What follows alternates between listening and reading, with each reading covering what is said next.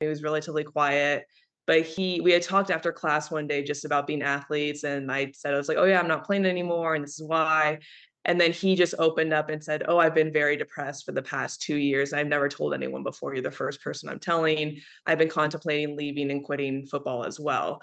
And so like after that experience, I think it just like opened the door for me to keep speaking about it, because I realized like if this guy who's like six whatever and a football player that I just never would have assumed was even struggling could open up and talk about it in our like first ever real conversation, I'm sure there are many other people that are also kind of hiding in the shadows and struggling.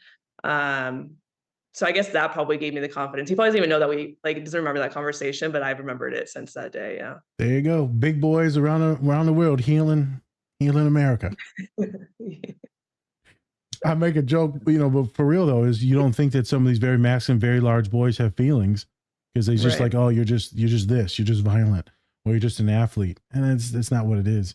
Many of us are very soft, and you say he probably doesn't remember. I can probably guarantee you he does, because I'm on the opposite sides of those conversations all the time, and we're like, so how did you come into healing or therapy? And then someone's like, well, there's one crazy lady talked to me one day in class. Talking about she's anxious. I guarantee you they remember. Yeah. That's pretty cool though. It's kind of trippy to think about. Yeah, it's very weird when I think back on it. Yeah. How life began, really or how your career. Circle. Yeah, full circle. Yeah, truly. Yeah. Yeah, very weird. It's a movie reference. Just like the Cheerio though. Oh, it's also like the Cheerios. Circles. Kick it back to you, Spence. Yeah. So same question to you, Bryanna.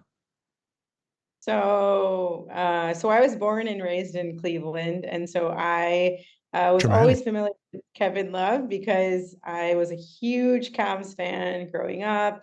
He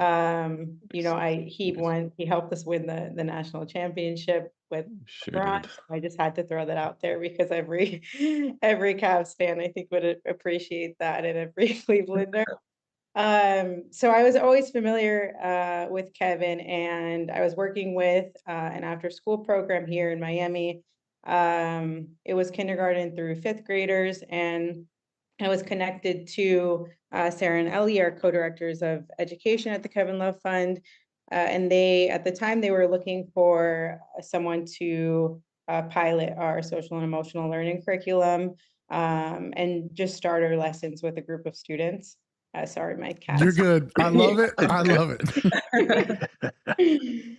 So I was part of the first group to ever do our lessons with students, which was really amazing. We did them with a small group of girls, actually, at an after-school program in Miami. And then I was really just working part-time with the Kevin Love Fund, and then I transitioned to working as a mental health counselor in several high schools here in Miami because I knew I wanted to become an LCSW. So I knew I wanted to get some clinical experience. So I was working at a credit recovery school in Miami. So a lot of students would come to our school just to catch up on credits. And that was really an amazing and transformative experience for me. And I realized how many students really were in need of support, and all of the students who felt like they needed someone to talk to, and they didn't have that all of the time, and they didn't have that in their families, or they didn't have that in their community. And then from there, I started working full-time with KLF, and I was really passionate about working internationally. And so my role for the Kevin Love Fund is to help with the international expansion of our SEL curriculum. I spent some time volunteering at a school and several schools and an orphanage in Kenya. And I think that was one of the best experiences of my life. But I think it also made me realize how really like the stigma of mental health just around the world, and that's what I'm really passionate about. So I just feel really grateful every day to be able to be doing the work that Lucy and I are doing every day. And then when it comes to sports, I grew up playing soccer, but I didn't think I was always really good enough, honestly, to make it at the college level. And I think looking back, I realized I did have some challenges with my own mental health when it came to playing soccer.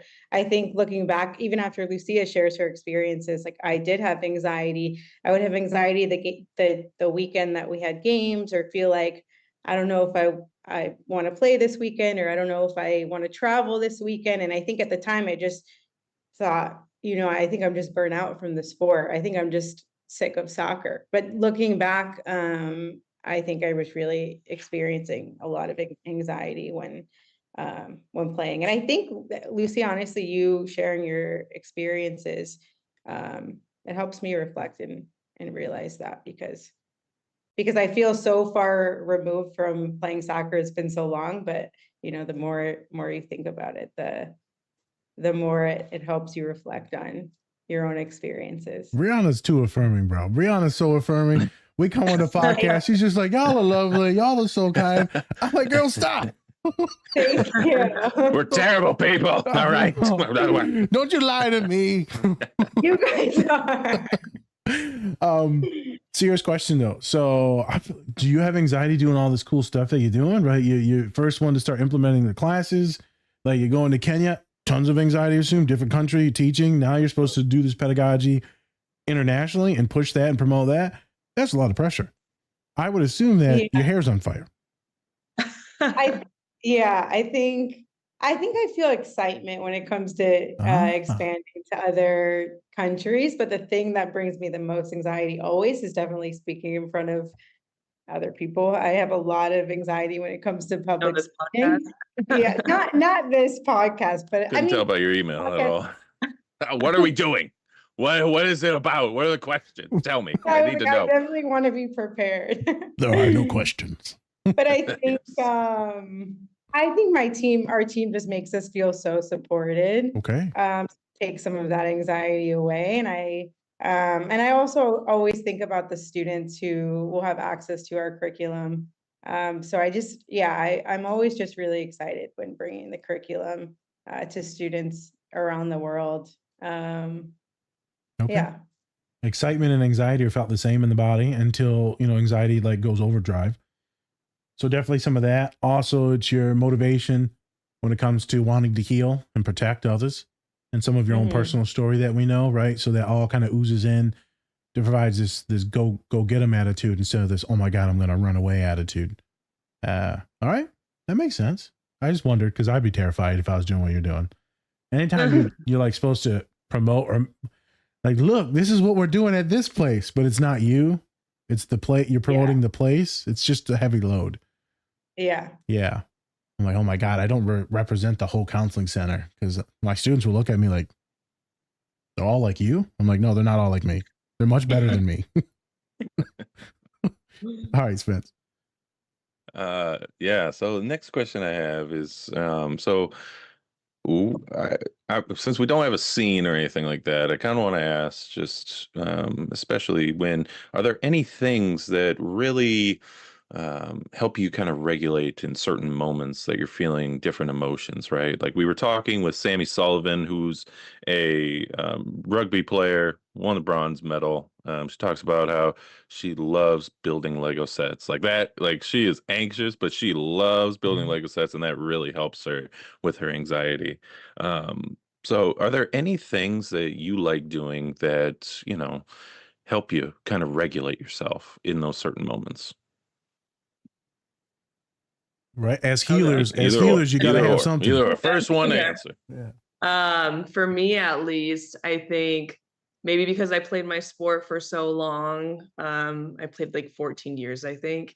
I have to just be active every day in some way. So I really like going on walks. That's like my new thing ever since I stopped playing. I think it helps to like just get outside, get fresh air, kind of like a meditation in a way. But then I also, so any type of that, like walking, working out, yoga, I've gotten into yoga lately in the last few months. And And then I will say just guided breathing and like meditations on any app or whatever, that has helped me a lot.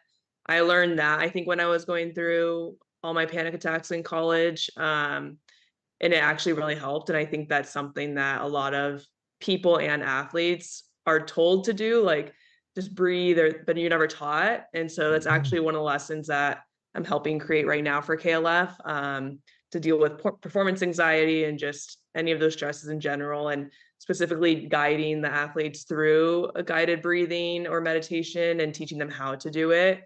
Because that's something that really helped me. So I still do that now to this day. If I'm feeling overwhelmed, I'll either go outside, go on a walk, or work out in some capacity, or I'll just literally sit on the floor and do a guided meditation.